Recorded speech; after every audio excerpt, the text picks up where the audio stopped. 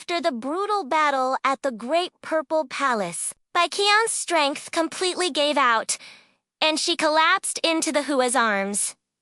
The Hua held her close, his embrace a fortress. He shot a single ice-cold glance at Li Jiang, a silent promise to settle the score with the winged lord later. Without another word, he turned and left. He returned to the heavenly palace and asked Lian song about the relationship between Mo Yuan and his disciple Xian 70,000 years ago. Lian Song thought for a moment and told the Hua frankly that Mo Yuan's nighttime rescue of Xian from Yao Guang's water prison and his subsequent battle with Yao Guang over Xian showed that Mo Yuan truly loved his little disciple. Hearing this, the Hua felt a vague unease. Qian, he thought, you've forgotten our past relationship, not because I took your eyes, but because for 70,000 years, the person you've been waiting for has always been Mo Yuan.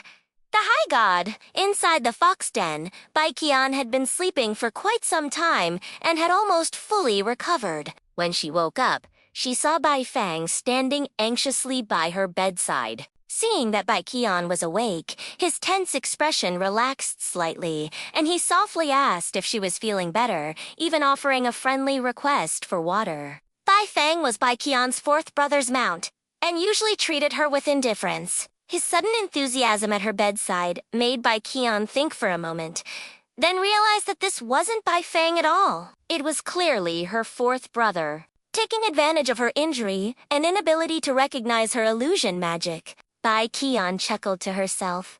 Fourth brother, stop fooling around. You're just like Bai Fang, but your personalities are so different. You haven't seen how indifferent he usually is to me. Bai Fang, with a complicated expression, said, I haven't changed at all. I am still Bai Fang. Gajian and your highness went to the Western Sea on business. I was bored guarding the peach grove alone, so I came to see you. Bai Qian was stunned, thinking about how she had just bluntly said he was indifferent to her face. She awkwardly forced a smile and said, You birds are always cold-hearted, unlike us beasts. Don't take it to heart. Bai Fang's face was unreadable. He just silently looked at Bai Qian and suddenly walked closer to the bedside, saying, If I had been by your side that day, even if I had risked all my cultivation, I would never have let you get injured like this, Bai Qian said awkwardly.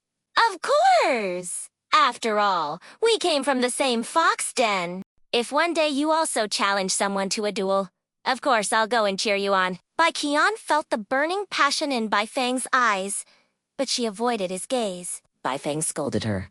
Qian, how long are you going to pretend to be stupid? You clearly know that I admire you, yet you insist on saying these things to annoy me. Because you are engaged to the crown prince of the heavenly clan, I have no choice but to hide my true feelings. But that crown prince not only already has a concubine, but he also cannot protect you. How can I entrust you to him with peace of mind? Just as Bai Qian was wondering how to respond to Bai Fang's heartfelt farewell, the Hua walked in carrying a bowl of medicine. The Hua saw Bai Fang, but didn't linger. He ignored Bai Fang's presence and sat down next to Bai Qian.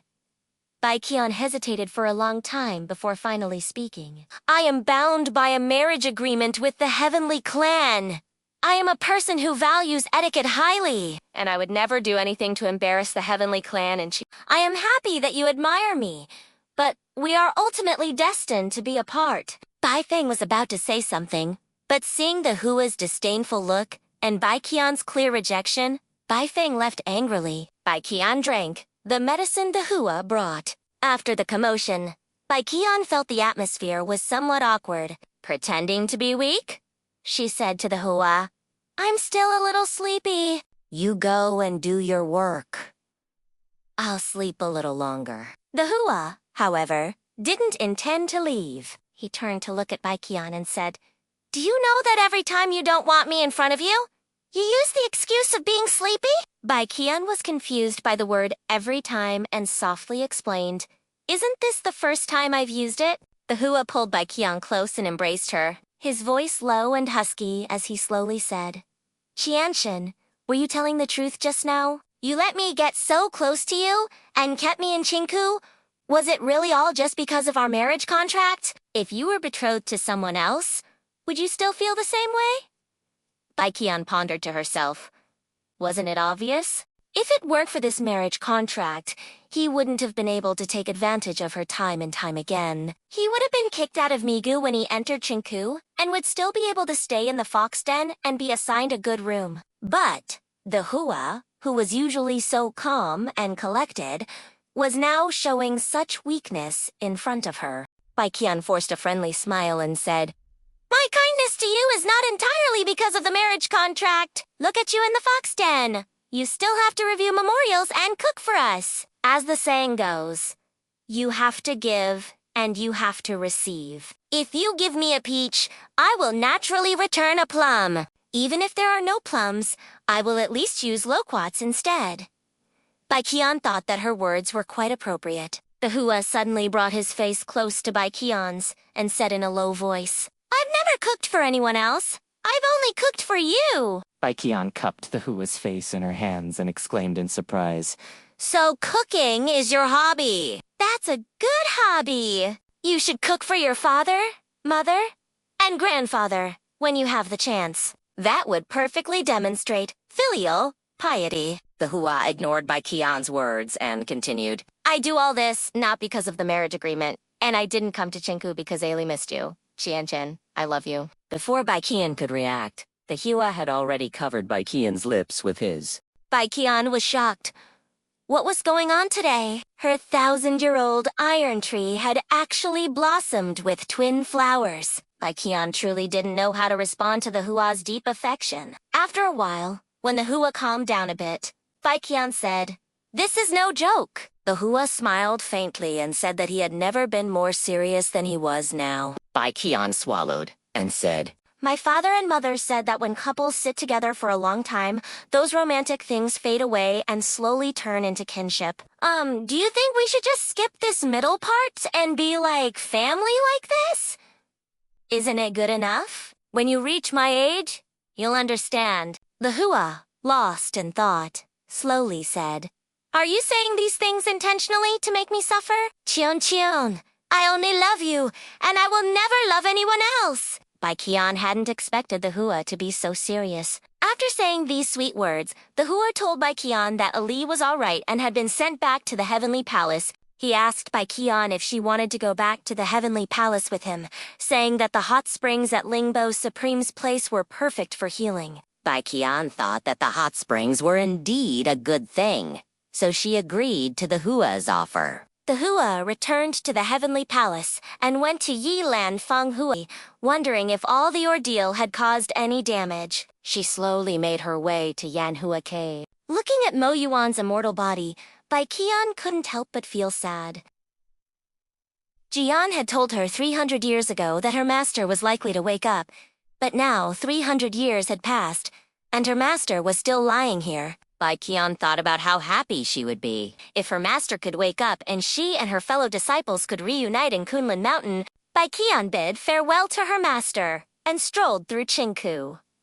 The beautiful scenery of Qingku lightened her heart. She walked to the pond, took off her outer robe, and slowly walked into the water. The Hua, who had come from the fox den to find Bai Qian, happened to witness this scene. Suddenly, the image of Su resolutely jumping off the Juxian terrace flashed into the Hua's mind, and that piercing pain swept over him once more. The Hua used all his strength to pull Bai Qian from the water, holding her tightly and kissing her, as if afraid that if he let go, he would lose her again. Bai Qian exclaimed, "The Hua! What are you doing?" The Hua's voice trembled as he said, "Qian, I thought you were going to jump into the lake." Bai Qian explained that she was just feeling hot and wanted to cool off in the water. The two walked into the fox den and happened to run into Zheyan and Bai Zuin returning from the Western Sea. Zheyan was concerned about Bai Qian's injuries, and as they talked, they came to talk about Mo, Yuan. Zheyan was surprised that Zhao Wu had already told the Hua everything. "Which made us old immortals keep it a secret for you." Bai Qian looked at the Hua's expressionless face and said that the Dejuan knew stole Mo Yuan's immortal body. It was the Hua who helped her save it. The four of them returned to the cave together. Bai Qian returned to her fox den to rest. The Hua came to find Zheyan. Zheyan, surprised that he would come looking for her, asked Zheyan directly if it was true that Bai Qian had slept for several years after a great battle with Qing Cang 300 years ago, and whether she had forgotten anything. Zheyan knew he could no longer hide it from the Hua, and told him the truth. The slumber was not true, and Bai Qian had indeed forgotten something. On the day the Hua jumped off the Zheyan terrace, Bai Qian appeared in her peach grove, covered in wounds. The Hua asked Zheyan with a sorrowful expression if Bai Qian had mentioned what she wanted to forget before drinking the forgetfulness wine. Yan shook his head helplessly and said that Bai Qian had not told him. After thinking for a moment, Zheyan told the Hua that the Su he saw in the heavenly palace back then must have been Bai Qian. Gian questioned how Yehua recognized her as Su. Yehua told Zheyan that in the East Sea, Bai Qian's many actions were too similar to Su, and the marks of the red lotus karmic fire on her wrist further confirmed his suspicions. Yehua timidly asked Zheyan if Bai Qian wanted to forget him because of Mo Yuan, to which Zheyan remained silent. Yehua thought to himself that compared to the high god Mo Yuan, his past love tribulation with Bai Qian was perhaps merely an obstacle to Bai Qian's ascension to the rank of high god. The earth god hurriedly went to the heavenly palace to find the emperor, only to be told that the emperor had gone to the mortal realm to undergo tribulation and would probably not return until next month. The earth god had no choice but to return to the Eastern Emperor Bell, only to find that the bell's unusual activity had ceased, and was as usual. The earth god was puzzled and wondered if he had misread it. He thought that the emperor would return in about 20 days, so he decided to wait until the emperor returned before reporting back. The emperor and Fengju went for a walk, but were caught in a downpour. They had to take shelter in a pavilion. The emperor asked the eunuchs to leave their umbrellas. He had heard from Fengju that her father loved her mother very much and would never let her mother's shoes and socks get wet in the rain. The emperor wanted to emulate Fengju's father and give her the same love. He insisted on carrying Fengju back on his back. The two of them nestled together under one umbrella. Fengju, on the emperor's back, was immersed in the sweet taste of love. The emperor and Fengju returned to their bedchamber. The emperor, his eyes filled with deep affection, asked Fengju why, despite his long-lasting favor, she still hadn't borne him a child. Fengju blushed deeply at his words, and their feelings for each other deepened. Meanwhile, the concubines complained to the empress about consort Chun monopolizing the emperor's favor. The empress argued that the emperor had built a Taoist temple for the crown prince's mother, and consort Chun had even saved his life, so her special treatment was understandable. Fengju was still immersed in her love for the emperor when Siming came to her and told her that now that she had the emperor's heart, she should find a way to corrupt it.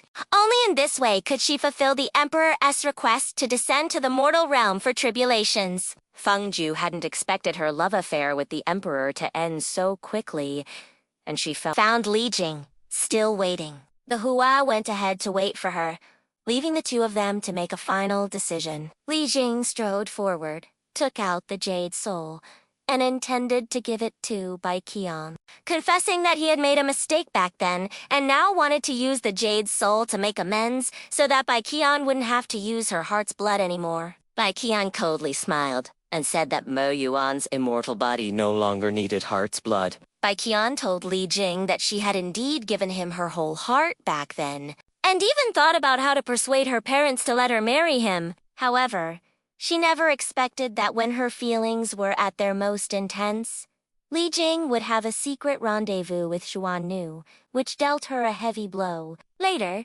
after her master passed away, she forced herself to beg for his jade soul with a humble heart. But Li Jing could never understand how much courage she had mustered at that time and how much disappointment he had given her. Thank you so much for watching this breakdown. What did you think of Li Jing's decision? Let me know your thoughts in the comments below. If you enjoyed this analysis, please give this video a like and subscribe for more content. We'll see you in the next one.